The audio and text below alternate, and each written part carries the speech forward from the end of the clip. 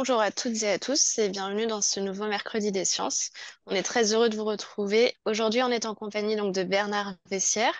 Il est ingénieur agronome, chargé de recherche au laboratoire de pollinisation et écologie des abeilles à l'INRAE d'Avignon.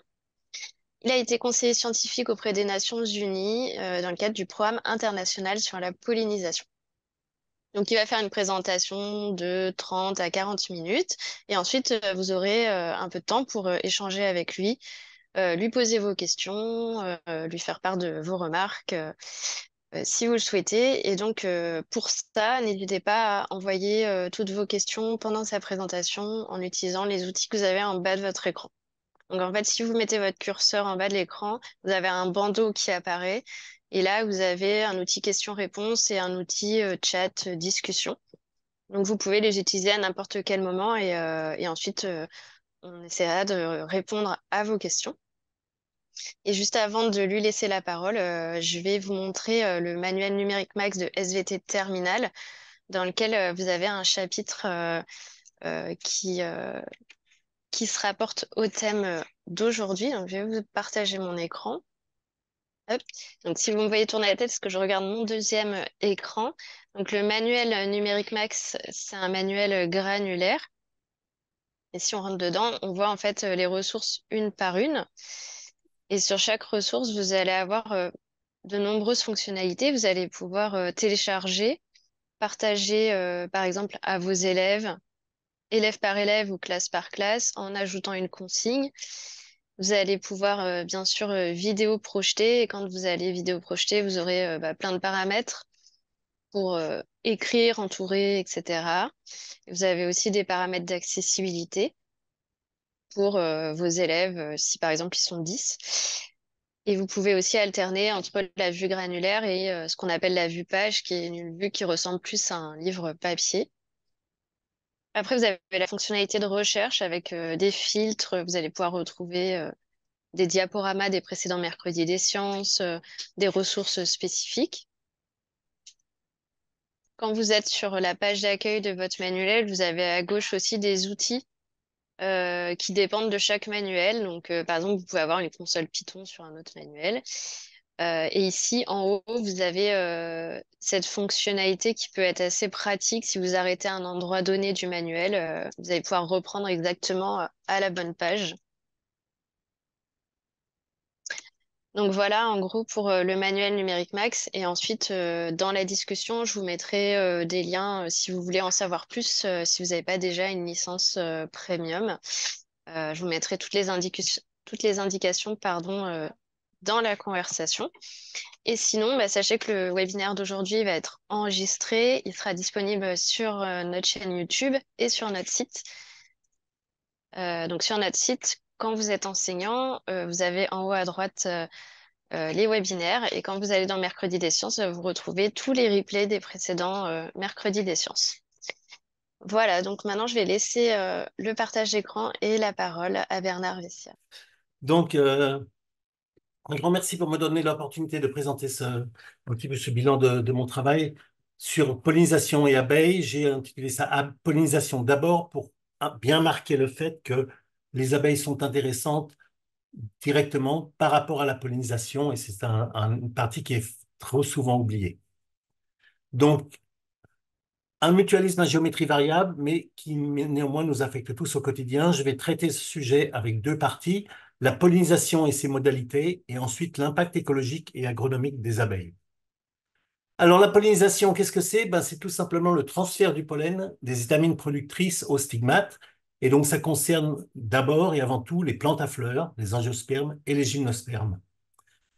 Les angiospermes en premier lieu, et puis les gymnospermes aussi dans une certaine mesure. Donc, c'est le transfert du pollen depuis les anthères déhiscentes jusqu'au stigmate réceptif, mais pas seulement, et ça c'est une partie très importante que l'on oublie très souvent, ça inclut aussi l'acheminement des gamètes mâles jusqu'aux ovules. Donc, si vous transportez du pollen sur un stigmate, mais que ce pollen est stérile ou non viable, ça n'a aucun intérêt, puisqu'en fait l'intérêt pour la pollinisation, c'est par rapport à la fécondation, donc l'acheminement des tubes polliniques jusqu'au euh, pardon, jusqu'au tube embryonnaire, jusqu'au sac embryonnaire, pardon, pour obtenir la fécondation. Donc la pollinisation est un préalable incontournable à la fécondation et c'est un préalable incontournable à la reproduction sexuée des végétaux. Les cas qui les excluent, c'est par production, par exemple, de plantes de fruits par parthénocarpie, comme la banane ou certaines clémentines, ou la production de graines sans fécondation, ce qui est quand même très rare, c'est l'apomixie. Donc, production de fruits et de graines, en général, requiert une reproduction sexuée et requiert la pollinisation. Alors, quels sont les principaux modes de pollinisation en Europe? En général, je pose une question quand je présente cette présentation. Bon, là, je ne vous entends pas, donc vous pouvez essayer de deviner. Donc, le mode le plus simple, mais qu'on oublie le plus souvent, c'est tout simplement l'autopollinisation passive. Donc, lorsque les étamines sont en contact du stigmate, il peut y avoir dépôt du pollen, ou lorsque les étamines sont au-dessus du stigmate, par gravité, simplement par gravité, on peut avoir dépôt du pollen sur le stigmate. Le deuxième mode, c'est la pollinisation par le vent, c'est-à-dire la pollinisation anémophile quand le vent est dominant. Et puis le troisième mode, c'est la pollinisation par les insectes, qui est en fait le mode dominant de pollinisation chez les plantes à fleurs. Alors, on va les voir les trois un petit peu en détail. La violette comme exemple de fleur. Alors, fleur cléistogame, c'est une fleur qui ne s'ouvre pas. En fait, les pétales ne s'ouvrent pas et la pollinisation s'effectue obligatoirement par contact des étamines sur le stigmate. Bon, ça vous est illustré là par une fleur de violette, en fait. Simplement, la plupart des fleurs de violette, en fait, ne s'ouvrent pas et ce sont des fleurs qui sont complètement cléistogame. Alors, exemple de culture cléistogame, je vais parler pas mal des cultures pour que vous compreniez un petit peu où intervient la pollinisation dans notre vie de tous les jours. Eh ben, c'est le soja.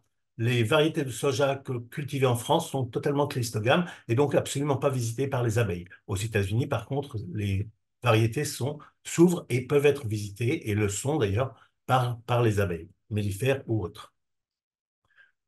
Les fleurs cléistogames sont très souvent des fleurs, des toutes petites fleurs que l'on voit à peine, et puis ça permet quand même une reproduction sexuée. Le deuxième mode de pollinisation, c'est l'anémophilie, donc pollinisation par le vent. Lorsque le vent est dominant, c'est lui qui intervient pour la pollinisation de ces plantes. C'est le cas, par exemple, chez la plupart des gymnospermes. On connaît ces quantités de pollen considérables qui peuvent donner leur rhume des foins à la saison au printemps. Et puis, on a des adaptations particulières du pollen, en particulier souvent des sacs, des pollens aérifères, qui permettent au pollen d'être transporté sur de grandes distances. Alors, cette pollinisation anémophile, elle existe chez environ 10% des plantes à fleurs, dont un certain nombre de cultures que vous connaissez certainement, comme le riz ou le maïs, qui sont pollinisés principalement par le vent. Et là, je vous ai mis l'exemple d'une plante particulière, c'est du noisetier, tout simplement, parce que c'est un petit peu différent. On a des fleurs mâles sur la gauche et des fleurs femelles sur la droite. Vous voyez qu'elles sont très modifiées par rapport aux fleurs auxquelles on est habitué, aux fleurs des plantes hermaphrodites. Et là, le pollen est transporté par le vent sur de grandes distances. Et c'est les stigmates que l'on voit qui sortent sur la droite, ce sont uniquement les stigmates des fleurs femelles. Et puis, après, on a la pollinisation entomophile, donc réalisée à majorité par les insectes. Et je vous ai mis l'exemple d'une petite abeille. Alors, je vous ai mis principalement, j'ai illustré ma présentation principalement avec des abeilles sauvages pour que vous voyez un petit peu la diversité des abeilles autres que l'abeille mellifère. On parle toujours et tout le temps de l'abeille mellifère, et c'est bien de voir un petit peu les autres espèces d'abeilles, puisque vous verrez, je vous ai mis dans le résumé qu'il y avait 2500 espèces d'abeilles en Europe, on en a 1000 en France et en environ 20 000 dans le monde. Alors, il faut savoir que 80% des plantes à fleurs sont pollinisées par les insectes et principalement par les abeilles. Ce travail, c'est une revue bibliographique qui a été réalisée par Jeff Ollerton et collègues, qui est paru en 2011 dans Oikos. Je vous ai mis le lien. Vous pourrez les contacter, les consulter après, je pense, la présentation, si vous le souhaitez. Il faut savoir quand même que tous les insectes floricoles, donc insectes floricoles, insectes qui visitent les fleurs, ne sont pas des pollinisateurs. Ça, c'est vraiment important parce que avec le programme Spipol, qui est un programme très intéressant pour étendre un petit peu les connaissances qu'on a sur les insectes qui visitent les fleurs, mais c'est absolument pas un programme sur tous les pollinisateurs. C'est pas parce que vous voyez un insecte dans une fleur qui réalise la pollinisation, vous allez comprendre bientôt pourquoi. Donc, vous avez là l'exemple d'une petite cétoine qui visite une fleur d'acacia, Robinia fausacacia, et en fait, il ne pollinise pas du tout parce que cet insecte boulotte les étamines et le stigmate et ne réalise bien sûr pas la pollinisation dans ce cadre. Alors, quels sont les principaux insectes pollinisateurs aujourd'hui? Alors, les pollinisateurs un petit peu primitifs, on va dire, mais pas vraiment, c'est les coléoptères. Je n'ai pas mis d'exemple de plantes pollinisées par les coléoptères, parce qu'il n'y en a quand même pas des tonnes, surtout pour les cultures. Je l'ai mis à l'épidoptère. Les papillons pollinisent un certain nombre de plantes, des plantes à fleurs en particulier, comme les... Bon, attendez, excusez-moi, le mot m'échappe. C'est les... Bon, c'est pas grave, ça me reviendra. Bref, elles sont importantes. Par contre, pour la pollinisation des cultures, ils interviennent vraiment relativement peu. Vous avez l'exemple de la, ou la, une plante, une culture dont tu utilises les fruits et qui est pollinisée par un papillon de nuit. Alors, vous avez le datura aussi qui est bien connu, qui est pollinisé principalement par un papillon de nuit. Après, on a les mouches, en particulier les cirques, qui peuvent être des pollinisateurs très importants sous les latitudes froides. Donc, ils sont importants pour les fleurs relativement ouvertes, comme les brassicacées, les crucifères. Et puis, après, eh ben, on a les insectes, et en particulier les abeilles. Alors la question qu'on me pose, c'est pourquoi les abeilles sont des insectes pollinisateurs privilégiés? En fait, quatre grandes raisons pour lesquelles les abeilles interviennent principalement pour la pollinisation et sont les principaux insectes qui interviennent dans la pollinisation. D'abord, leur morphologie. Ce qui caractérise une abeille à la différence d'une guêpe, par exemple, c'est que les abeilles ont toutes des poils branchus sur toute partie de leur corps. Vous réalisez que ce poil branchu vont considérablement améliorer le transport du pollen par les abeilles. Donc c'est un élément important, ce n'est pas le seul. Le deuxième, c'est le régime alimentaire. Les abeilles se nourrissent exclusivement de nectar et de pollen, donc elles sont végétariennes, et le nectar fournit les ressources sucrées et le pollen, les protéines, les vitamines et les acides, les minéraux. Je vous ai mis cette diapo pour une raison importante que vous avez sur la droite. La plupart des abeilles, même toutes les abeilles sauvages, à l'exception des abeilles, des apidés, donc les abeilles domestiques et les bourdons, agrègent leur pollen dans des poils branchus qui sont sur leur pattes postérieures, pardon. On appelle ça les scopas. Et ce pollen, il reste viable sur le corps de l'abeille sauvage. Et lorsque l'abeille sauvage est en contact avec les stigmates, vous pouvez imaginer la quantité de pollen qui va être déposée sur lors de sa visite du fait de ce pollen. Au contraire, les abeilles mellifères agrègent leur pollen. Je vous ai montré tout à l'heure une photo d'abeilles mellifères, vous allez en voir d'autres. Le pollen est agrégé avec du nectar et ce pollen n'est plus disponible pour la pollinisation. Donc ça, c'est un élément sur lequel je reviendrai. Je vous ai mis là une petite alique, pardon, qui visite une fleur de laitue sauvage. Donc le pollen, en fait, chez les plantes à fleurs d'aujourd'hui a deux fonctions principales par rapport aux abeilles. Il peut aller soit comme ressource alimentaire pour les abeilles. Donc là, je vous ai mis un exemple de cadre avec du pollen justement du pain d'abeille, comme on l'appelle quand il est emmagasiné dans une ruche, avec une abeille mellifère par exemple. Ou alors il peut aller sur le stigmate. Je vous ai mis un exemple de stigmate de colza qui est quand même pas mal recouvert de grains de pollen. C'est ce que vous voyez en rose. Donc, deux fonctions possibles du pollen lorsqu'il est sur la fleur. Un troisième élément qui est très important pour améliorer et vraiment rentrer favoriser l'efficacité pollinisatrice des abeilles, c'est le fait qu'elles sont fidèles à une espèce végétale lors d'un voyage. Si vous mettez du pollen de courgette sur une fleur de melon, vous n'obtiendrez rien du tout parce que c'est des espèces différentes. Donc le pollen ne germera pas et il n'y aura absolument aucun résultat. Il faut que le pollen soit transporté sur des fleurs différentes ou de la même fleur pour les espèces autocompatibles, mais du pollen de la même espèce. Donc le fait que les abeilles soient fidèles à une espèce lors d'un voyage, c'est un élément extrêmement important de leur efficacité pollinisatrice. Et puis le dernier élément, pardon, auquel on pense très rarement, c'est le fait que le pollen demeure viable sur le corps des abeilles pendant assez longtemps. Assez longtemps, ça veut dire plusieurs heures à plusieurs jours. Alors là, je vous ai mis une photo d'un collègue que j'aime beaucoup. On voit les grains de pollen c'est un stigmate de carotte, donc c'est pas très gros normalement. Vous voyez les grains de pollen en haut et vous voyez leur germination dans dans le style avec les tubes polliniques que l'on peut matérialiser avec les bouchons de Kalos qui fluorescent bien lorsqu'on fait une préparation bleue d'aniline. Donc le fait que ce pollen reste viable, ça c'est important. Par exemple, vous pouvez comparer ça à un pollen qui est déposé par des fourmis. Le pollen déposé par les fourmis à cause de l'acide euh, formique qui est sur leur corps perd sa viabilité en quelques secondes. Donc, le fait qu'il puisse rester quelques heures, voire quelques minutes, pardon, quelques jours, c'est vraiment un élément important de de l'efficacité pollinisatrice des abeilles. Donc, la morphologie, leur alimentation, leur comportement de butinage et la viabilité du pollen sont les 4 facteurs qui confèrent une efficacité pollinisatrice hors norme aux abeilles et qui en font des insectes pollinisateurs bien particuliers. Alors, pour utiliser les abeilles comme pollinisateurs, il faut pouvoir attirer ces insectes pollinisateurs. Et là, je vous ai mis l'exemple d'une fleur de pommier. En fait, vous avez bon, des éléments de morphologie florale classique. Vous connaissez les pétales, vous connaissez les sépales, et puis les éléments vraiment de reproduction, les anthères qui vont produire le pollen. Et ça, c'est une ressource. Il y a 2 facteurs d'attractivité dans les fleurs, il n'y a que 2. Il y a le pollen, une ressource pour les protéines les, et le nectar comme ressource sucrée. C'est les 2 facteurs d'attractivité. Il n'y a que cela. Les abeilles ne vont pas visiter des fleurs pour leurs pétales ou parce qu'elles sentent bon ou autre chose. Après, on a des fleurs qui produisent rien du tout. Là, c'est une pollinisation par déception. Mais la plupart des fleurs produisent des ressources, nectar et ou pollen, pour attirer les insectes pollinisateurs. La pollinisation par les abeilles, c'est un mutualisme. C'est une relation qui est bénéfique aux 2 partenaires, mais qui n'est pas exclusive. On n'est pas dans une situation de symbiose.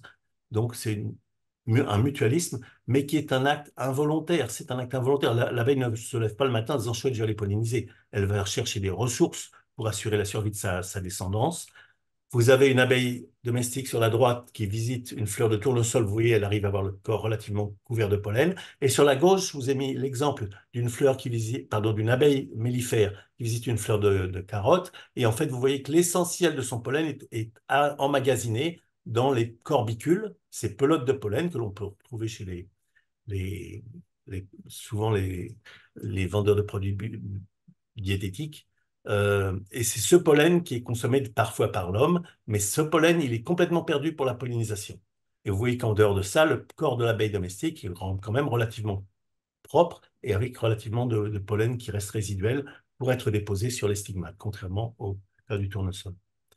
Alors, quelles abeilles vont intervenir dans la pollinisation? Il y a bien sûr l'abeille mellifère, Apis mellifera, que vous connaissez. Bon, je ne vais pas rentrer dans le détail des colonies. Je vous ai mis là des abeilles noires, c'est Apis mellifera mellifera, c'est la race locale. Et puis des abeilles italiennes, Apis mellifera ligustica, c'est la race italienne. Les apiculteurs utilisent indifféremment, de toutes les façons, c'est toute la même espèce, Apis mellifera, différentes races. Bon, selon les apiculteurs, il peut y avoir différentes appréciations, mais c'est quand même toute la même espèce. D'un point de vue pollinisation, c'est exactement la même chose. Autres espèces qui maintenant sont domestiquées à grande échelle, d'ailleurs le bourdon terrestre, Bombus terrestris, qui est le bourdon le plus commun que l'on a en France. Et sachez qu'environ, actuellement, on a environ 2 millions d'espèces, 2 millions de colonies, pardon, de cette espèce de bourdon qui sont produites dans le monde et largement utilisées en Europe pour la pollinisation des vergers. Voilà, donc quand vous voyez ces petites boîtes en bas des vergers, c'est en fait des colonies de bourdons qui sont distribuées pour la pollinisation. Et puis il y a d'autres abeilles qui commencent à être domestiquées à grande échelle, comme par exemple l'osmirus, qui est une abeille solitaire, mais qui est grégaire, et qui va être distribuée dans des nichoirs, comme celui-ci, dans des vergers de pommiers. Et puis toutes les autres abeilles, bon, je ne vais pas vous les montrer toutes en détail, comme par exemple l'abeille charpentière. Alors celle-là, je vous la montre parce qu'elle est quand même très fréquente, on la rencontre partout en France. C'est la seule abeille qui est capable de polliniser le genêt d'Espagne, par exemple. Elle est très costaud. Là, vous l'avez l'exemple sur une fleur de sauge. Vous voyez bien les étamines qui déposent leurs stigmates sur le dos de l'abeille et le stigmate qui est un petit peu au-dessus. Donc cette abeille-là, elle est importante. C'est la plus grosse abeille que l'on a en France. Et puis, l'exemple de la colette du lierre. Donc là, c'est l'exemple d'une abeille qui est complètement inféodée à une fleur, une espèce de plante, la colette du lierre. Bon, tout son organisme, en fait, suit la floraison du lierre. Elle émerge au moment de la floraison du lierre, pardon, et son activité se termine au moment lorsque le lierre arrête sa floraison. C'est une espèce qui est, comme je vous ai dit, qui est complètement inféodée, donc qui est très spécifique avec le lierre. C'est une autre espèce, pardon, elle a une autre de ses caractéristiques, c'est qu'elle est terricole. La plupart des abeilles, on réalise rarement, mais la plupart des abeilles sont terricoles. C'est-à-dire quand vous voyez des petits trous dans le sol, on pense toujours aux vers de terre, mais très rarement aux abeilles, alors que c'est elles, pardon, qui le plus souvent réalisent des petits trous dans la terre. Donc la majorité des abeilles, environ 70% des espèces, des 1000 espèces que l'on a en France, sont des espèces terricoles qui nichent dans le sol. Voilà un exemple de leur terrier avec elles ont déposé un œuf sur un pain de pollen et de nectar. Et si vous allez, j'ai la chance d'aller travailler un peu dans l'État de Washington, là-bas ils élèvent ces abeilles terricoles à grande échelle et vous avez des nids carrément, des nids de sol qu'ils aspergent avec du sel pour que ces abeilles alkali bees, comme ils appellent, c'est Nomiamé landeri le nom, se développent sur ces sites pour la pollinisation des parcelles de luzerne pour la production de graines, parce qu'ils consomment énormément de pousses de luzerne et il faut produire beaucoup de graines.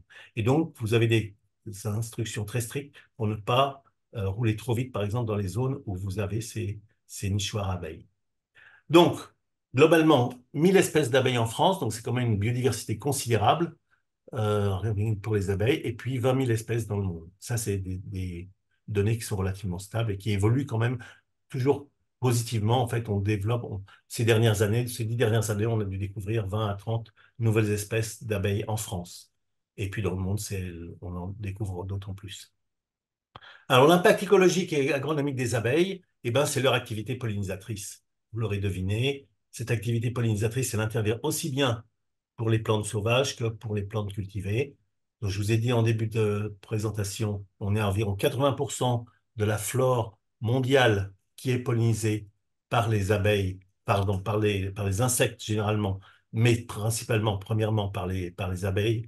Donc, 80% de la flore, c'est quand même considérable. En zone méditerranéenne, l'essentiel de la flore, à l'exception des gymnospermes et puis des graminées, sont pollinisés par les abeilles. Alors, les caractéristiques de cette pollinisation par les abeilles, on les retrouve sur deux plans. Sur le plan quantitatif, les abeilles vont déposer des quantités importantes de pollen sur les stigmates en quelques visites. Bon, là, vous avez des fleurs, des stigmates de cotonnier. Je vais m'attarder sur le cotonnier, alors je vous ai mis cette photo. Vous voyez qu'en juste quelques visites, je crois que c'était avec 3 visites, le stigmate sur la droite est pratiquement recouvert de pollen. Et ça, c'est caractéristique vraiment de l'activité pollinisatrice des abeilles. Et vous allez voir un petit peu plus loin que c'est très important. Alors, cette quantité de pollen, pourquoi c'est important qu'il y en ait beaucoup qui soient déposés en une fois? Eh bien, d'une part, le pollen, quand il y en a une grande quantité de déposés, il germe plus et il germe plus vite. Donc, vous avez là l'exemple, la différence du pollen dilué. Donc, c'est un collègue qui a fait le travail sur du poirier en Chine. Vous avez in vitro le pollen dilué, donc où il y a relativement peu de pollen déposé sur le stigmate, qui germe relativement lentement, avec un taux de germination beaucoup plus important pour le pollen qui est déposé par les abeilles. Et en termes de vitesse de germination aussi, la différence est très importante en faveur du pollen déposé par les abeilles parce que la quantité déposée est beaucoup plus importante. Cette différence de viabilité et de vitesse de croissance des tubes polliniques, elle est importante en particulier pour les arbres fruitiers lorsqu'on est en situation avec avec des températures relativement faibles. Parce que quand vous avez un risque de, de gel, le pollen peut germer et se développer, alors que quand il y a relativement peu de pollen de déposé, il n'a pas le temps de germer en fait. Mais ce n'est pas le seul élément. Sur le plan qualitatif aussi, la pollinisation par les abeilles est importante parce que le pollen d'origine génétique variée va être déposé sur le stigmate.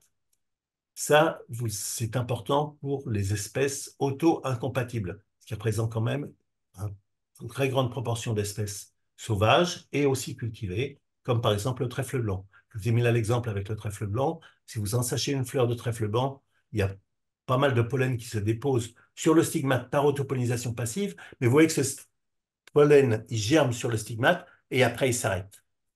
À la différence, avec une seule visite d'abeilles domestiques, vous avez pas plus de pollen sur le stigmate, il y en a même moins, un peu moins, mais on a beaucoup de grains de pollen qui germent avec des tubes polliniques qui vont aller jusqu'au sac embryonnaire et qui vont pouvoir réaliser la fécondation. Parce que le trèfle blanc est strictement auto-incompatible. Donc le pollen qui vient de la même fleur ne permet pas la fécondation et la production de semences. Alors ça, c'est très important parce que la croissance du tube pollinique est en fait un parasitisme. Et vous allez prendre le pollen d'une autre fleur ou voire d'un autre individu, et l'accès aux ovules va permettre des relations qui s'établissent dans le stigmate entre le grain de pollen et le pistil.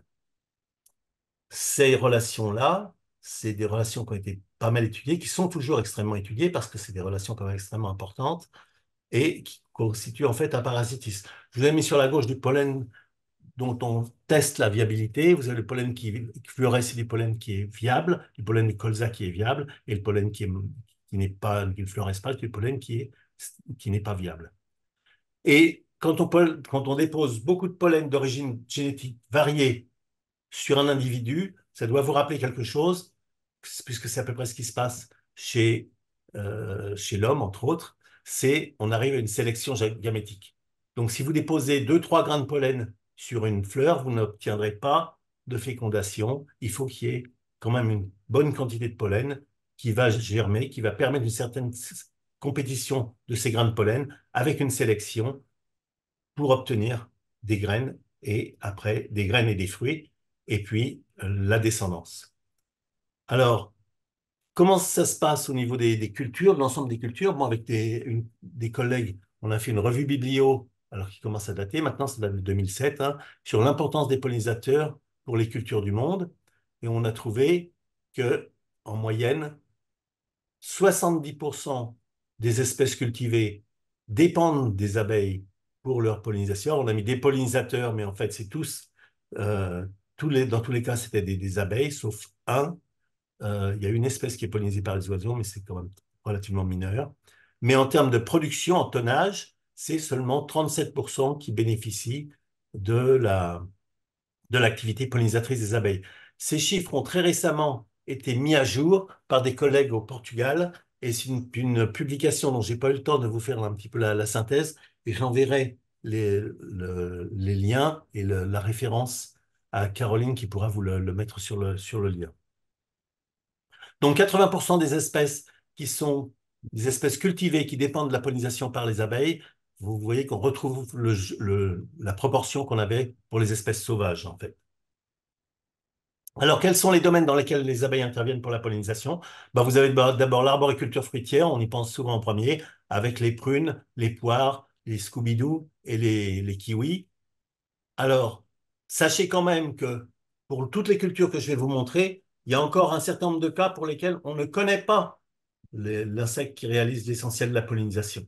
Donc, il reste, et un cas connu actuellement sur lequel il y a un collègue qui s'appelle Clément Larue qui a fait sa thèse, n'a pas réussi à résoudre le problème. On ne sait pas qui ou comment est pollinisé le châtaignier. Donc, la châtaigne qui est quand même quelque chose de simple et d'important dans la culture française, on ne connaît pas les insectes pollinisés. On sait que c'est pollinisé par les insectes parce que le vent tout seul n'est pas suffisant, mais on ne sait pas quels sont les insectes qui interviennent directement ou indirectement dans la pollinisation. Après l'arboriculture fruitière, on a les grandes cultures. Là, je vous ai mis le tournesol pour laquelle on a démontré récemment l'importance des abeilles pour la pollinisation. Pas forcément de grandes quantités d'abeilles, mais l'intervention des abeilles est quand même essentielle et peut changer pas mal la, la production, puisqu'on a des gains de 30 à 60% de production avec une pollinisation par les abeilles domestiques ou sauvages. On est vraiment sur des abeilles domestiques ou sauvages. Alors, je vous ai mis le tour des sols simplement pour mémoire. Il y a un certain nombre de travaux de très grande échelle qui essayent de montrer que le colza est dépendant des abeilles pour la pollinisation. Les travaux que l'on a fait, des travaux de Belgique, menés en Belgique aussi, de façon précise, avec des quantités de pollen connues, ont montré que en fait, les abeilles n'intervenaient absolument pas pour le rendement du colza. Par contre, elles interviennent pour la févrole et d'autres cultures. Là, elles interviennent comment? Parce que la teneur en huile des cultures oléagineuses est plus élevé pour des espèces qui sont bien pollinisées entre autres par les abeilles. Donc il n'y a rien de magique, hein. Simplement, vous avez plus de pollen déposé sur le pistil, du pollen d'origine génétique variée, vous avez plus de compétition gamétique et vous arrivez à des graines des fruits qui vont être plus développés ou des graines qui vont avoir une meilleure teneur en huile. Et c'est vrai aussi en maraîchage des petits fruits. Donc là, vous avez l'exemple d'un tunnel de melon, c'est juste en face de chez nous, hein, de l'INRA pour les cucurbitacées, mais aussi pour la tomate. Alors pour la tomate, c'est un peu particulier, c'est des fleurs à pollinisation vibratile. Les abeilles mellifères ne sont pas capables de vibrer les fleurs, ce sont les bourdons qui le font. Et la plupart des colonies de bourdons dont je vous ai parlé tout à l'heure sont élevées pour la pollinisation des fleurs de tomate. Le tomate vient à l'envers de la fleur, la vibre, et ce faisant fait tomber le pollen sur le stigmate et pollinise la fleur. Je vous ai mis aussi les fleurs de fraisier, mais là, elles sont pas, ça n'est pas bien passé à la diapo. Et puis le dernier grand domaine où les insectes sont très importants pour la production, c'est la production de semences avec les cultures porte-graines. Donc, quand vous mangez des oignons, quand vous mangez des brassicacées, donc tous les choux, choux de Bruxelles, pour la choucroute et les choux, vous mangez des carottes, quand vous mangez du persil, quand vous mangez des, des, du céleri ou des choses comme ça, toutes ces cultures dépendent assez étroitement, même très étroitement dans la plupart des cas, de la pollinisation par les abeilles pour réaliser la fécondation et pour obtenir des graines de qualité. Donc là, je vous ai mis un cas de production de semences hybrides. Vous avez les lignées mâles stériles qui continuent à fleurir parce qu'elles n'ont pas été bien pollinisées, et puis les lignées mâles fertiles, donc qui produisent du pollen, elles, ont été pollinisées, mais uniquement sur les lignées mâles stériles qu'on récolte les lignées hybrides. Si vous utilisez des semences hybrides pour vos jardins, et bien c'est les abeilles qui interviennent pour la production de ces semences hybrides. Et puis les cultures fourragères, comme la luzerne, pour lesquelles, comme je vous l'ai montré tout à l'heure, les abeilles mellifères, dans certains cas, ou sauvages, interviennent pour la pollinisation. Dans tous ces cas, une bonne pollinisation permet une meilleure germination. Sur l'oignon, on a pu montrer, avec des collègues de l'Institut technique des semences, que la pollinisation par les abeilles permet d'améliorer la qualité germinative de 10%. Ça peut ne pas vous paraître beaucoup, mais souvent, c'est ce qui fait la différence entre un lot qui est accepté et puis un lot qui va être rejeté par l'entreprise de semences et donc qui est perdu complètement pour l'agriculteur. Là, ce que vous avez derrière, c'est une ombelle d'oignon qui a été ensachée sous tulle. Vous voyez les fleurs vertes, c'est les fruits en fait qui sont presque à maturité. Tout ce qui est jaune, paille, ça a coulé parce que ça n'a pas été pollinisé correctement.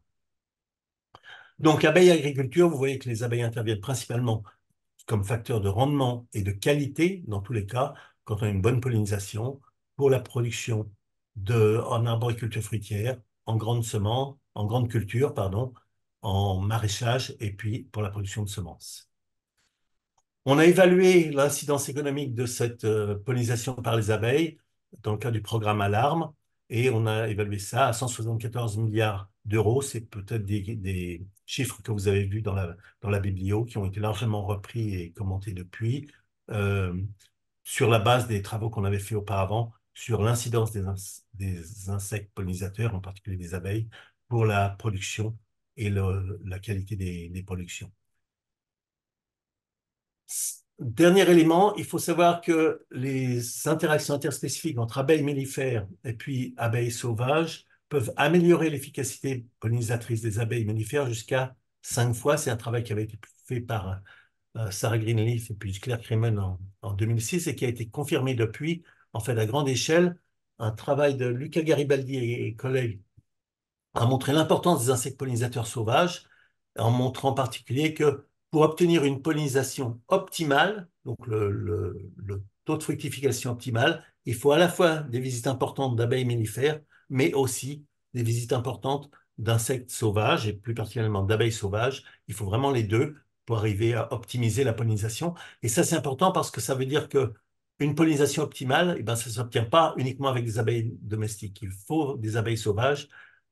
Pourquoi il faut des abeilles sauvages? Ben, parce qu'elles peuvent déposer vraiment des quantités plus importantes de pollen en une fois, alors que les abeilles mellifères déposent très peu de pollen à chaque fois, mais elles visitent beaucoup plus important sur des fleurs de melon, par exemple, dans la région, on a pu montrer qu'il y avait en moyenne 600 à 800 fleurs, visites de fleurs par jour avec les abeilles mellifères. Donc, elles ont des quantités de visites considérables, mais elles déposent relativement peu de pollen à chaque fois. Et aujourd'hui, la pollinisation, on voit ça sous le l'angle de la pollinisation intégrée des cultures, à la fois comme une pratique culturelle où l'agriculture va apporter des colonies en complément, mais aussi comme un service écologique en utilisant la faune sauvage. Et on essaie vraiment de mettre les deux en pratique pour pouvoir améliorer la pollinisation.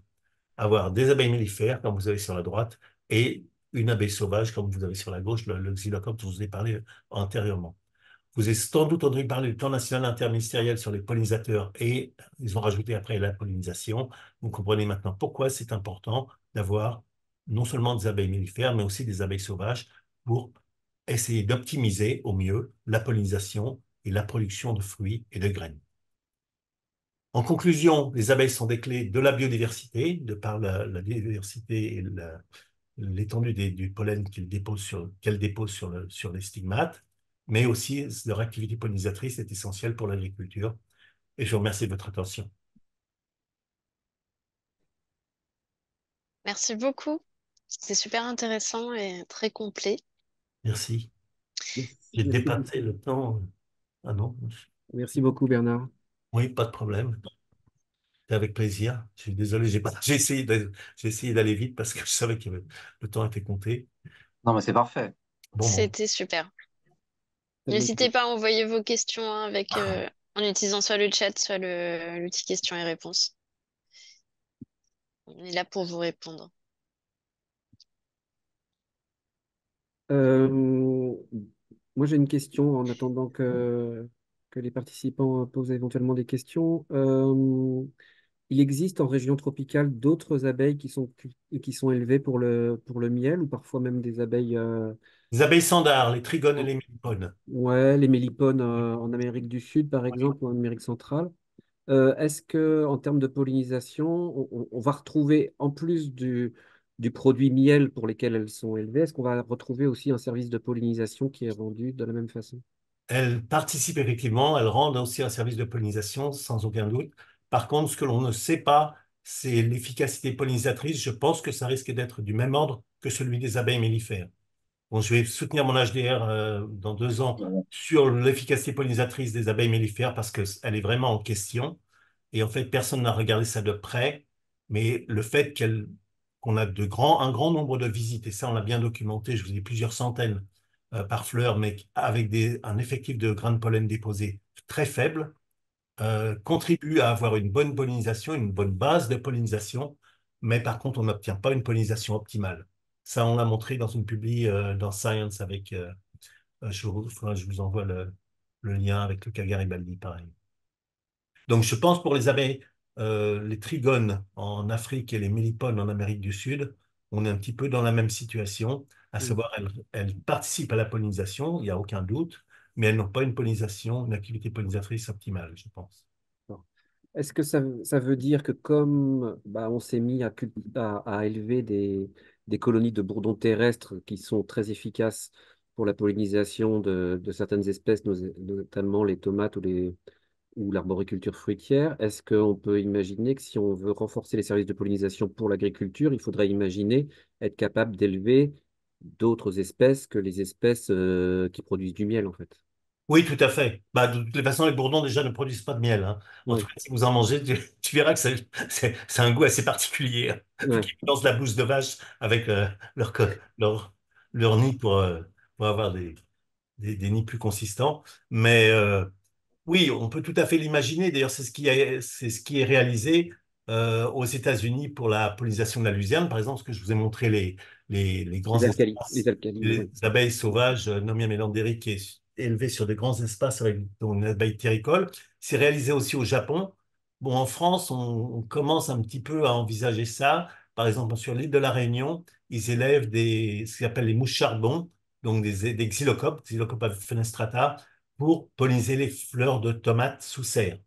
Et ça, je suis assez content parce que j'étais allé à La Réunion par le ministère de l'Environnement pour voir l'opportunité, enfin l'intérêt d'introduire des colonies de bourdons d'abeilles, Bombus terrestris là-bas. j'avais dit que c'était franchement une erreur, ce serait franchement une erreur de le faire. Ils ne l'ont pas fait et au contraire, ils se sont mis à élever cette abeille sauvage qui pourra intervenir pour la pollinisation des serres de tomates en France avec le réchauffement climatique. Donc, on peut tout à fait le faire et je pense que ça va être, à terme, c'est ce qui risque d'être fait. C'est-à-dire on gardera un peu une base de pollinisation avec des colonies domestiques, d'abeilles mellifères ou de bourdons ou d'autres espèces, mais on pourra aussi introduire ou garder en activité des abeilles sauvages qui peuvent être les plus performantes pour polliniser la culture en visée. Je pense au cassis, par exemple, pour lequel on sait déjà que c'est une andrène qui est la plus efficace pour visiter les fleurs de cassis et polliniser efficacement les fleurs de cassis pour obtenir euh, des fruits.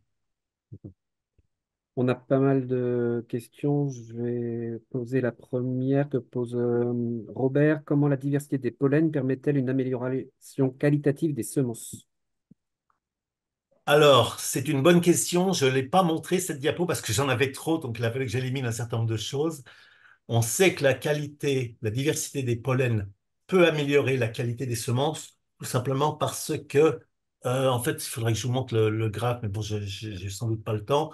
Quand on augmente la quantité de pollen, on augmente la fécondation, le taux de fécondation, si vous voulez, jusqu'à un certain seuil. Mais si on prend ces semences et qu'on les graine, pardon, qu'on les sème, on s'aperçoit que la qualité de ces semences elle n'est absolument pas optimum, même au maximal de production.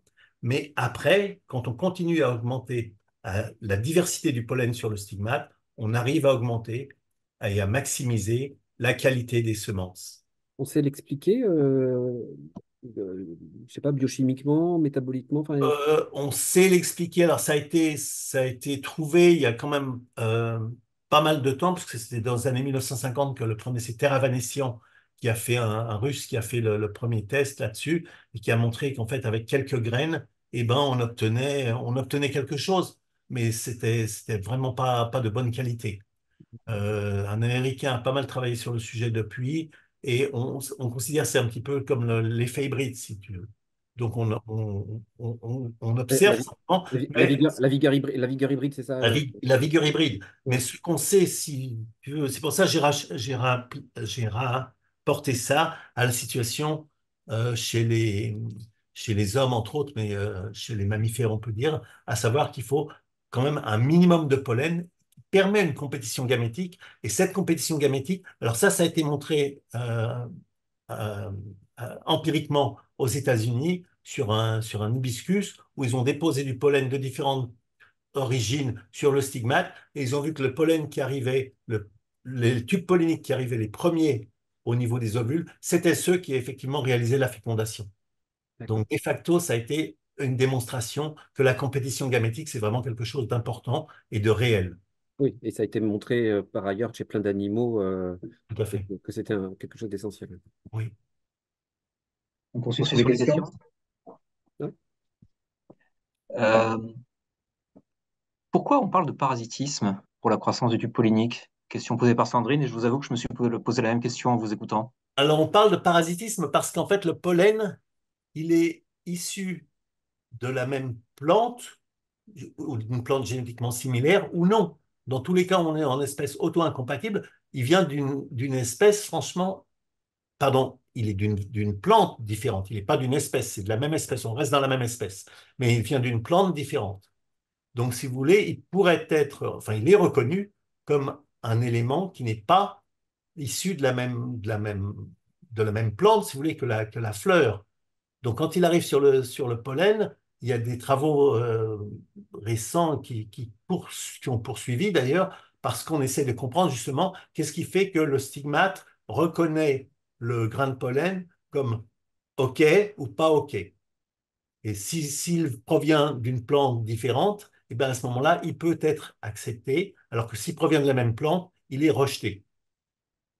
Et ça, c'est des mécanismes qui se font au niveau fin euh, du, de l'interaction entre le pollen et le stigmate. C'est vraiment lors de la croissance du tube pollinique que se font les échanges. Ou même, pour certains, avec l'incompatibilité, alors je ne vais pas rentrer dans les systèmes d'auto-incompatibilité, mais souvent l'auto-incompatibilité peut se révéler dès le dépôt du pollen sur le stigmate. À savoir qu'un pollen, je vous ai dit tout à l'heure, le pollen de melon, le pollen de courgette qui ne va pas germer sur un stigmate de melon, et ben en fait, c'est dès le dépôt du pollen sur le stigmate qui, qui a une reconnaissance qui fait que ce pollen-là est reconnu comme un élément étranger qui ne, qui n'est pas hydraté, en fait. Les pollens des espèces les plus développées, enfin les plus évoluées, on va dire, ont un stigmate sec, et il faut vraiment qu'il y ait une bonne euh, une- Compatibilité. Oui. pardon? Une bonne compatibilité pour que ça Oui, soit tout à fait, efficace, une c'est bonne ça? compatibilité, une bonne reconnaissance du pollen sur le Qu'ils soient stigmate réhydratés, pour c'est qu'il y ça? ait une réhydratation, oui. Euh, il y a des questions sur le châtaignier. Oui, Alors, Ouais, je voulais bien prendre. Il y a une question, donc c'est, vous nous avez indiqué que nous ne connaissons pas encore le ou les pollinisateurs du châtaignier. Or, on trouve du miel de châtaignier voté par les apiculteurs.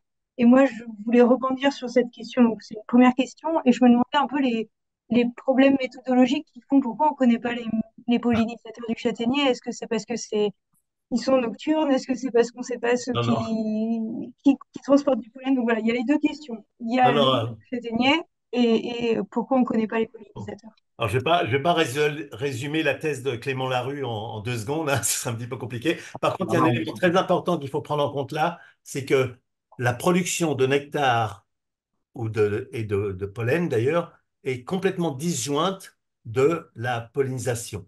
Donc, vous pouvez avoir une espèce qui est entomophile, donc qui va être pollinisée principalement par les abeilles, mais qui ne produit pas beaucoup de nectar ou beaucoup de pollen. Et puis, vous avez des espèces qui produisent beaucoup de nectar et de pollen, comme le colza, qui en fait ne dépend pas du tout des insectes pour la pollinisation. Donc les deux ne sont pas liés, si vous voulez.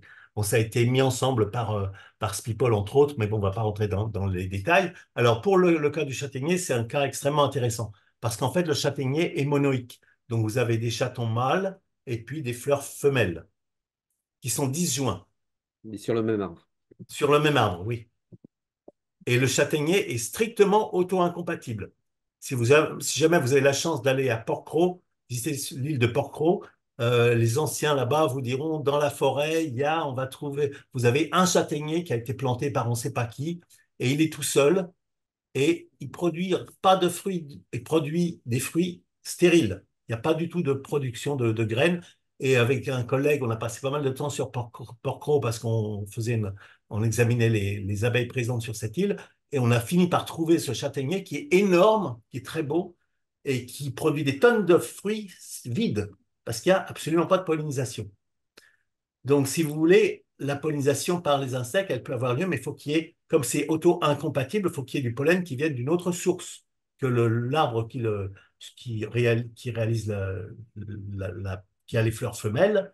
Il faut que le pollen provienne d'une autre source, donc dans l'environnement de du fruit, de l'arbre, pardon. Et ça, c'est un cas assez fréquent, si vous voulez, qui est malheureusement assez peu connu, c'est même étonnant, par les agriculteurs. L'olivier est strictement auto-incompatible. Donc, quand des producteurs produisent avec des clones d'olivier, si vous voulez, comme ça se fait maintenant souvent dans une parcelle, s'ils plantent uniquement le même clone, eh ben, ils ne produiront rien du tout. C'est ce qui se passe aussi pour le noisetier. Donc, il y a pas mal d'espèces fruitières qui sont dans cette situation-là.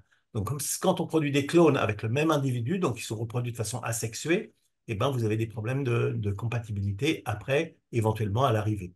Et pour le cas du châtaignier, donc, ce que l'on voit, c'est que le châtaignier est visité beaucoup par les abeilles mellifères pour récolter du pollen et du nectar. Je pense que vous connaissez le miel de châtaignier, il est très bon, personnellement j'aime bien, il a un goût assez fort, mais ces abeilles ne vont jamais sur les fleurs femelles. Donc, personnellement, je pense que c'est une pollinisation indirecte avec la mise en suspension du pollen par les abeilles mellifères qui pourrait après être arrivée sur les stigmates, mais ça n'a pas été démontré. Et le collègue qui a fait sa thèse là-dessus, il s'entendait pas avec les personnes qui travaillent sur l'abeille mellifère, ils ont pas regardé cette hypothèse-là. Mais c'est une hypothèse possible. Ils ont trouvé d'autres insectes qui visitaient, eux, un petit peu les fleurs femelles, mais problème, ces insectes étaient principalement, quand on regardait l'origine du pollen transporté par ces insectes, ce pollen était principalement de l'autopollen, du pollen qui provenait de l'individu, du même individu. Et donc, auto-incompatibilité, pas de production de graines. Donc, si vous voulez, on en est là. C'est-à-dire qu'ils n'ont pas trouvé d'insecte qui va d'un arbre à l'autre et qui visite les fleurs femelles, en fait. Non, ou traite, enfin avec des fréquences complètement minimes, quoi. Ouais, d'accord. Ok. Donc, Parce que dans les forêts traditionnelles, vous avez quand même pas mal de châtaigniers. C'est pas des clones, c'est vraiment des individus différents. Donc, ils pourraient tout à fait se polliniser correctement. Mais il faut qu'il y ait transfert de pollen. oui. Pour l'instant, on n'a pas de clé sûre. Donc, ce que je vous dis, l'hypothèse du transfert de pollen par le vent, assisté par les abeilles, c'est une hypothèse perso, hein. Ça n'a pas été testé. Enfin, il y a des collègues qui ont testé ça en Portugal, mais c'est pas des manips très, très sérieuses. En tout cas, on peut pas c'est- Donc, ça reste une vraie question. Mais c'est pas le seul exemple. Je pense que vous buvez tous de temps en temps du Coca-Cola. Eh ben, le pollinisateur de la noix de cola, on ne sait absolument pas ce que c'est. C'est des trucs simples. Florence Peut-être qu'on peut demande, prendre, pardon, ouais, ce que oui, j'allais dire, prendre la question de Florence sur ouais, les hôtels à insectes. oui, bah, Florence demandait justement ce que tu pensais des hôtels à insectes, soit dans un jardin de particulier, soit d'en avoir un dans un collège ou dans un lycée. Est-ce que c'est intéressant? Est-ce que c'est Ah, utile? les collèges Pédag- insectes, alors, Pédagogiquement ou pour la pollinisation? alors je pense que pédagogiquement, ça peut être intéressant. J'ai travaillé pas mal avec les lycées agricoles dans le cadre du réseau Apiform. Et il y a plusieurs lycées où ils ont construit des hôtels à insectes. Et c'était extrêmement intéressant d'un point de vue pédagogique pour les enseignants, surtout pour les étudiants qui ont construit les hôtels. Donc, on peut voir un petit peu comment travaillent des abeilles sauvages. Donc, c'est quand même souvent important parce que la plupart des gens, on connaît les abeilles mellifères, mais pas du tout les abeilles sauvages. Donc, voir ces abeilles sont présentes, comment elles travaillent, comment elles nichent. Moi, je vous ai montré un petit peu les abeilles qui nichent colicoles qui nichent dans des tubes, en fait. Donc, ça permet de voir un petit peu ces abeilles directement.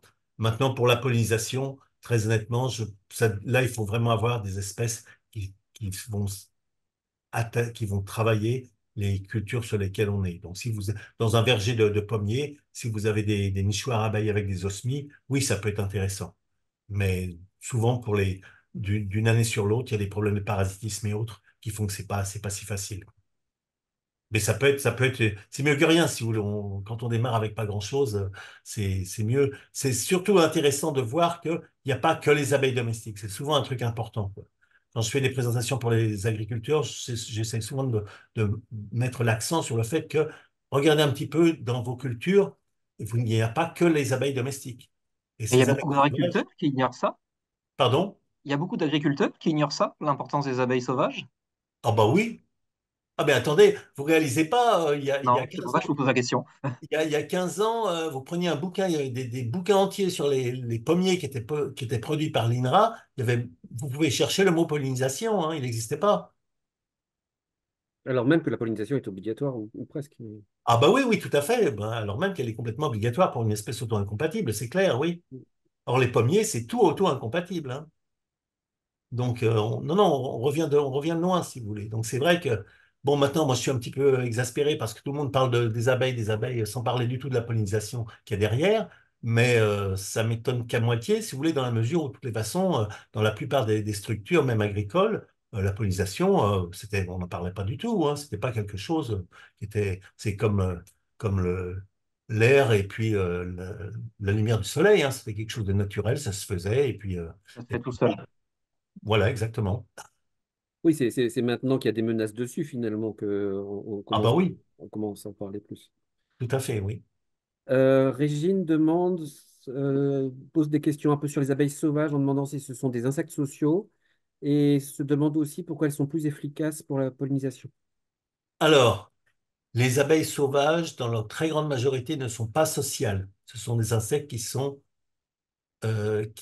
individuels, Solitaire, oui. solitaires, oui, voilà, mais qui éventuellement peuvent être grégaires, donc elles vont nicher ensemble, mais elles ne sont pas sociales, sauf quelques espèces, comme certaines halictes, qui peuvent être sociales, mais les colonies par contre, ne dure jamais plus d'une année, comme celle de Bourdon, des Bourdons, si vous voulez. Donc là, on a une socialité, mais avec des colonies qui ne sont pas pérennes, contrairement à celles de l'abeille domestique. Pourquoi sont-elles plus efficaces? Eh bien, vous regardez la photo, je ne sais pas si vous l'avez encore sur l'écran, que je vous ai mis la photo d'Anthophora affinis. Ces abeilles transportent des quantités de pollen très importantes sur leur corps grâce à leurs poils branchus et surtout leur scopa sur les pattes postérieures où elles transportent le pollen, ou pour les mégachilidés sur la face ventrale de leur abdomen. Ce pollen, il n'est pas agrégé avec du nectar et il reste complètement disponible pour la pollinisation. Ce qui fait qu'elles vont déposer lors de chaque visite de fleurs des quantités importantes et considérables de pollen sur le stigmate. Ça, c'est une différence majeure avec l'abeille mellifère. En tout cas, c'est ce que j'ai essayé de démontrer avec mon HDR, parce que quand on a mesuré les quantités de pollen déposées par des abeilles mellifères sur des fleurs de melon, hein, moi, j'ai pas mal travaillé sur le melon à Avignon, euh, elles déposent 1 à 2 grains de pollen par visite. Donc, effectivement, on a 700 visites par jour, mais avec 1 ou 2 grains de pollen, eh ben, on atteint une charge en pollen suffisante pour avoir un beau fruit, un beau melon. Mais pour la production de semences, et pour avoir des semences de qualité optimale, on n'obtient pas la compétition gamétique dont on aurait besoin, parce que, et ça a été montré par des collègues aux États-Unis, la croissance des tubes polliniques intervient très rapidement après le dépôt du pollen. Mais il faut qu'il y en ait suffisamment sur le stigmate. C'est pas avec 1 ou 2 grains de pollen que vous arrivez à avoir une pollinisation qui va être efficace et une compétition gamétique qui va être efficace. Justement, Philippe demandait pour quelle raison est-ce que la germination du pollen, enfin du tube pollinique, est meilleure lorsque c'est déposé par une abeille? Est-ce que c'est la compétition gamétique qui explique ça seulement? Alors, c'est pas, non, le fait de l'abeille a rien à voir avec l'histoire. C'est vraiment la quantité de pollen qui est déposée D'accord, qui est ok. importante. La quantité, on sait, j'ai montré 2 graphes et bon, je sais pas si je dois revenir sur la diapo ou pas, mais quand on dépose plus de pollen, le pollen germe plus vite et il y en a plus qui germent. Ouais, c'est ça. Donc en fait, c'est vraiment une question de quantité et de diversité. Voilà, Ouais, ça c'est les clés du système, c'est quantité, diversité. Donc d'accord. on sait que manuellement, pollinisation manuelle, on peut arriver à faire presque le même travail. Alors je dis presque parce qu'il y a quelques travaux, mais très rares, sur lesquels ils ont trouvé que une pollinisation par les abeilles arrivait à être meilleure qu'une pollinisation manuelle. Et c'est un secret de Polichinelle, mais la plupart des boîtes de semences utilisent des corps d'abeilles mortes pour faire leur pollinisation manuelle parce Ouais. que le pollen reste plus viable, en tout cas c'est ce qu'ils disent, sur le corps des abeilles que quand ils le mettent dans une boîte de pétri et le transportent sur la culture. Eh ben, ok. Et Mais le ça n'a jamais été testé vraiment empiriquement, quoi. scientifiquement, ouais. Il n'y a personne qui va vous dire qu'il le fait, hein. C'est un gros Ok. secret. C'est pas avouable. Le comportement de faire des pelotes de pollen par les abeilles mellifères, Oui. il y a que elles qui font ça. Non, les bourdons le font, les apidés en général le font là. Donc les D'accord. mélipones et les trigones dont on parlait tout à l'heure le font. C'est pour ça que je t'ai dit, je ne pense pas que leur D'accord. efficacité pollinisatrice soit optimale non plus. Et tu disais que du coup, quand c'est sous cette forme-là, en fait, c'est Ça plus. n'est plus disponible du tout. Et donc ça contribue pas à la pollinisation. C'est Ah, pas vraiment du tout. quand c'est dispersé sur les poils que c'est efficace, quoi, ou sur les Oui, tout scopas, à quoi. fait. Ouais, ouais, Tout à ok. fait. Et j'avais une Euh, question sur les conséquences du enfin, les conséquences prévisibles du réchauffement climatique en France sur la pollinisation. Si- Eh bien, ça a été testé. Alors, c'est mon ancien thésard qui doit sortir cette publi. Donc, c'est dans sa thèse, mais c'est pas encore publié. Donc, j'en ai pas trop parlé. Les conséquences risquent d'être vraiment majeures parce que le réchauffement climatique contribue à la diminution de la durée de viabilité du pollen et surtout à la diminution de de la viabilité des ovules. Donc, vous avez moins de pollen viable, des ovules qui sont réceptifs pendant moins longtemps. Vous mettez les deux ensemble, ça fait un truc un peu explosif, quoi. Donc, des choses qui sont aujourd'hui largement autocompatibles, et puis en pollinisation, en autopollinisation passive, comme le colza, on peut très bien envisager que si on passe à 30 degrés, eh ben, ce sera plus du tout auto-fertile, hein. Il faudra effectivement des abeilles pour améliorer la pollinisation. Merci. Donc, Peut-être qu'on peut prendre la question de CAD pour finir. Ouais, Ça alors vous Kat va? voulait un petit rappel sur l'auto-incompatibilité des semences. Il demandait comment se fait-il que chez la même espèce, on a une auto-incompatibilité. Donc voilà, il faut rappeler un ah peu bah, que ça permet la reproduction sexuelle. c'est un Ouais. facteur spécifique. Effectivement, il y a certaines espèces qui sont autocompatibles, certaines espèces qui ne le sont pas. Le colza est un exemple d'espèce autocompatible. Le melon est un exemple d'espèce autocompatible. Par contre, si on reste chez les brassicacées, la moutarde est totalement auto-incompatible. C'est pour ça que personnellement, quand on voit des travaux où ils mélangent ce qu'ils observent sur le colza et sur la moutarde, pour moi, c'est mélange, ça n'a rien à voir, puisque c'est des situations complètement différentes. Chez les espèces auto-incompatibles, la pollinisation est plus complexe. Il faut que le pollen soit transporté d'un individu à un autre, ce qui n'est pas le cas pour le colza, par exemple. Et on peut dire que c'est un trait qui a été sélectionné puisqu'il rend obligatoire la fécondation croisée, donc le Tout à brassage fait, tout à fait. interindividuel. Oui. D'ailleurs, il est très répandu dans la nature. Je crois qu'on est de l'ordre de 60%, mais j'ai pas eu le temps de vérifier ce chiffre, mais je voulais pas le donner sans l'avoir vérifié. Mais la proportion d'espèces qui sont auto-incompatibles est quand même très importante, hein. Moi, j'avais une question aussi sur la diapo sur la complémentarité entre les abeilles sauvages et les abeilles domestiques. Est-ce que du coup, quand on introduit des ruches dans une prairie, là je parle pas forcément pour l'agriculture, est-ce qu'on peut, dans les choses qu'on peut entendre, c'est bah, on va perturber la pollinisation des abeilles sauvages ou des autres pollinisateurs, mais là on voyait plutôt qu'il y avait une complémentarité. Donc est-ce que il y a des études quand même qui montrent que ça va avoir un impact, le fait de mettre quelques ruches, ou est-ce que on a un impact seulement à grande échelle à partir d'un nombre minimal d'abeilles domestiques introduites. Enfin, est-ce qu'il y a Alors, des précautions à prendre? si vous, là, c'est pas directement mon sujet. J'ai un collègue qui travaille pas mal sur ces aspects-là, mais ce qu'on sait, c'est qu'en particulier la première étude qui avait été faite aux États-Unis, quand on est avec une densité, on va dire, raisonnable. Je crois que le maximum qui avait été proposé par un collègue, c'est de l'ordre de 5 colonies par kilomètre carré. On arrive à avoir quelque chose qui n'entrave pas trop la, le développement des abeilles sauvages, qui ont quand même, si vous voulez, la quantité de ressources qui est utilisée est tellement différente. Une colonie d'abeilles domestiques, c'est 50 à 100 kilos de miel et puis 30 à 50 kilos de pollen par an. Une abeille sauvage, ça se compte en milligrammes.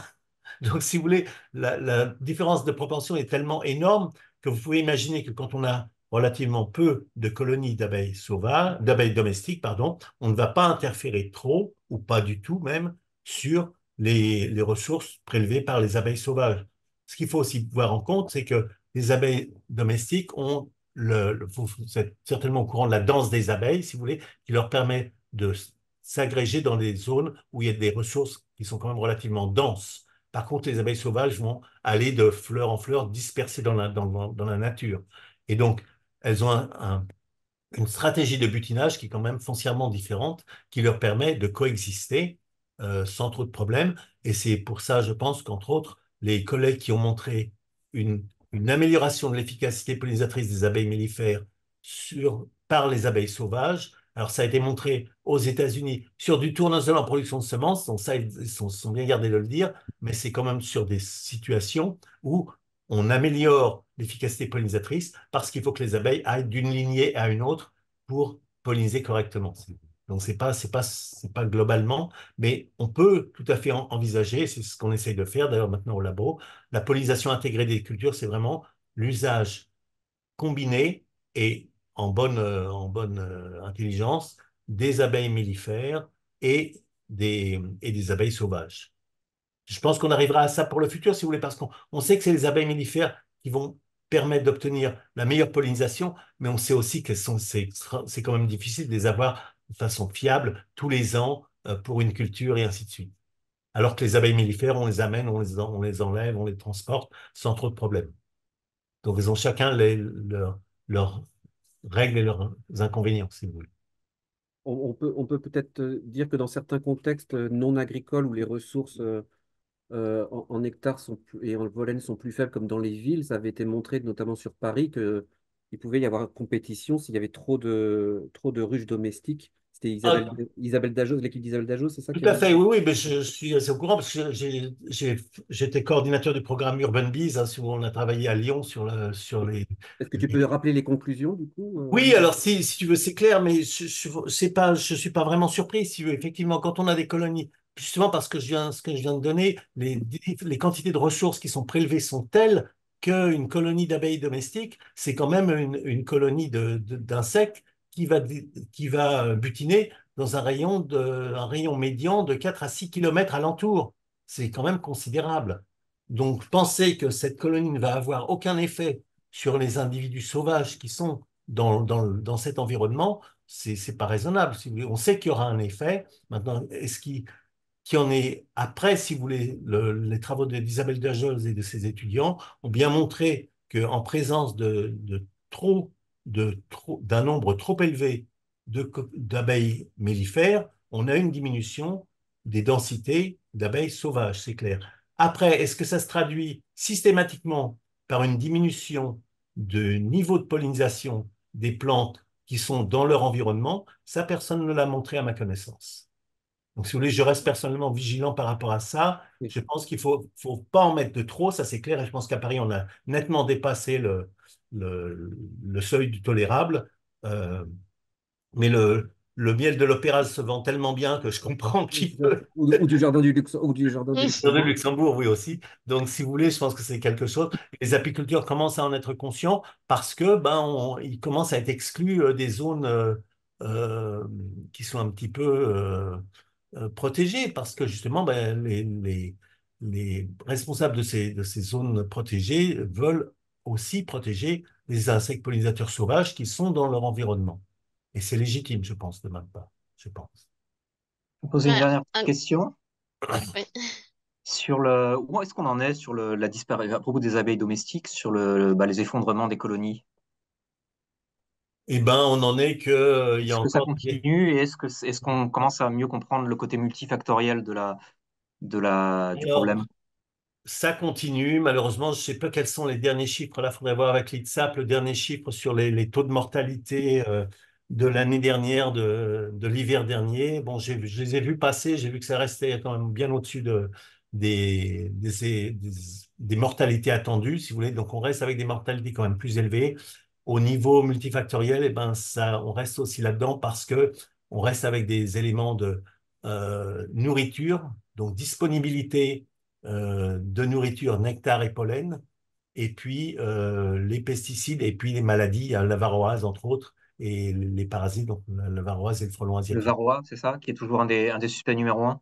Le varroa est un suspect numéro un, c'est clair, oui, avec Le frelon asiatique. le Oui. frelon asiatique, oui, et puis la nourriture qui est pas forcément présente. Donc, c'est ça, vous avez raison, parce que c'est un élément important pour les abeilles sauvages. Elles sont pas présentes toute l'année, contrairement aux abeilles domestiques, mais quand elles sont présentes, elles ont besoin de nourriture. Or, si on est dans une zone de monoculture où il y a pas de plantes sauvages du tout dans l'environnement, eh ben, quand elles émergent, il n'y a plus rien à me gratter, et puis elles meurent, quoi. Ouais. Et là, c'est l'individu qui disparaît, c'est toute la génération qui disparaît, quoi.